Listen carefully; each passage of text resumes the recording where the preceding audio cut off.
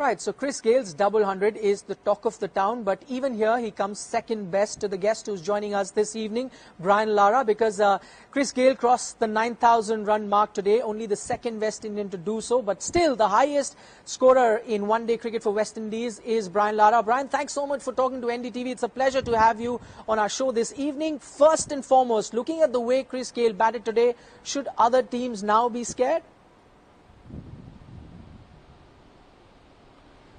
Very much so. Chris played very well. I found that he was a bit conservative in his first 100, scored it in more than a run a ball, so it was actually ridiculous after that. It was a tremendous innings, great to watch.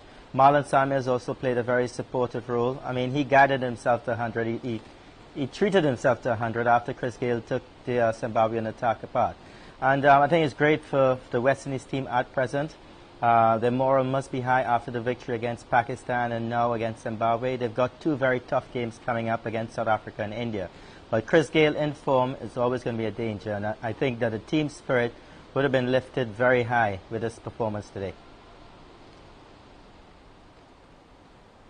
Right, Brian, you touched upon Marlon Samuels' innings. How much did it help Chris Gayle to express himself? Because when you have a partner at the other end who's consolidating the innings, it sometimes helps you to, express yourself in the way that Chris Gayle did. Yeah, I'm not sure how much Dwayne Smith is going to complement an attacking player such as Chris Gayle. Both guys will be going, banging away very early, and that sometimes is not the sort of combination that you want. But Marlon Samuels did play that supportive role from very, very early. I saw him, he looked like he wanted to get set. Chris Gayle, as I said, also looked like he wanted to get set with a couple big shots in between.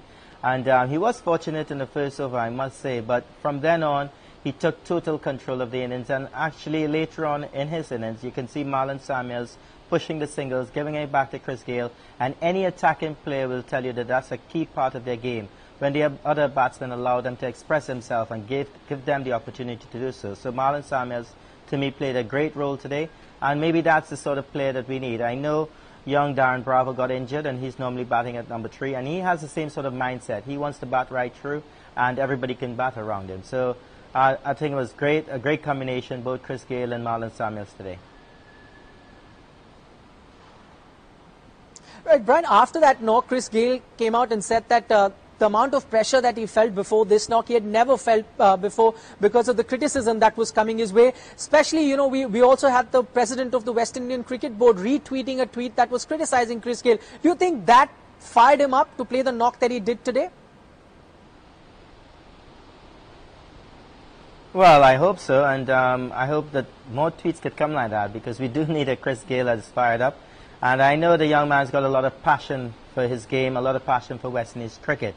And he takes it very personally when people do attack him, but he has to get accustomed to that. If you're on a stage like he's on and people's expectation is great, you're going to be criticized a lot, and he's got to take it in stride. He did so. He came out with a big innings, the first double century in World Cup cricket, the fastest double century, and a partnership with Marlon Samuels that seems very difficult to break at this point in time. So as a sportsman, you have to have that strength, that thick skin to do well, and to expect people to come after you.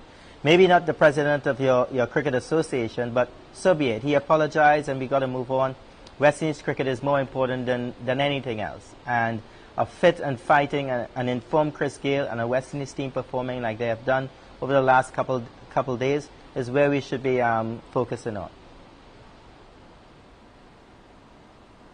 Right, Brian, you mentioned that West Indies cricket is important than anything else. So this is the question that I'd like to ask you, and even though this happened before the start of the World Cup, but since we have you joining us this evening, what did you make of the West Indies selection board dropping the likes of Bravo and Pollard ahead of this World Cup?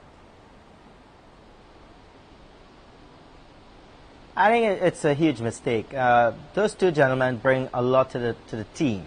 Their performance might not be amazing all the time, but I do believe that Dwayne Bravo really do have a very good record for the West Indies team, and it's very difficult to leave him out on his stats. Pollard now, he's one of the big players in world cricket in terms of the franchise version of it, the IPL, the Big Bash, and he brings something else to the table. I think the confidence that he gives his teammates, His camaraderie in the dressing room plays a very important part. And you listen to the likes of Chris Gayle and other senior players in the West Indies team, how disgusted they are with the decision to leave those two guys out. Tell you that those two boys are very, very important to the psyche of the team. And let's hope that we don't feel the mistake that was made at them. We do have a team in the World Cup now. Those guys are back in Trinidad and Tobago are supporting the team. And we've got to focus on what we have here. We can't change things at this stage, but I believe it was a step in the wrong direction for West Indies cricket, especially for the World Cup. What do you think? Do you also think that India are now likely to finish on top of their group? And the reason I ask you, you must be keeping a close eye on this group since West Indies are also part of it. Yeah, most definitely. The West Indies have had two very good victories against Pakistan, a team that did not turn up, and an expected win against Zimbabwe. We've still got South Africa and India, and I believe that those are going to be very tough challenges for us. India's playing great cricket, and in these conditions, India many, many years ago would have been one of the teams you'd put an X against because of just the conditions. But their cricketers have grown out of that, and I believe that's simply because of what Sachin Tendulkar has done to Indian cricket in terms of showing the fight and the spirit needed on any surface. And he has done that, and the players now are following in his footsteps. The likes of Rahane, Darwan, and of course Kohli, Captain Dhoni as well. All these guys are very accustomed now to these tough conditions, bouncy pitches, and I expect the Indian team to continue in the way they're playing at present and play good cricket and continue winning. It's going to get to the knockout stages when, you know, the quarterfinals, semi-finals, and that's when it's going to get a bit tricky when they're coming up against the better teams from the different group. Right. Briefly, Brian, if you could tell us any one particular aspect that surprised you about this Indian team or rather impressed you? I think it's the combination of their effort in the field, the bat and the ball. Somewhere along the way, you'd find an Indian team suffering in one, you know, discipline of the game. But right now, their batting is great. They're getting, they've got two century makers. Rahane is just behind them, making runs. Rain is there as well. And I think they're playing very, very good cricket under the leadership of Dhoni as well. And their bowlers are on spot. They are doing what is necessary to win the game.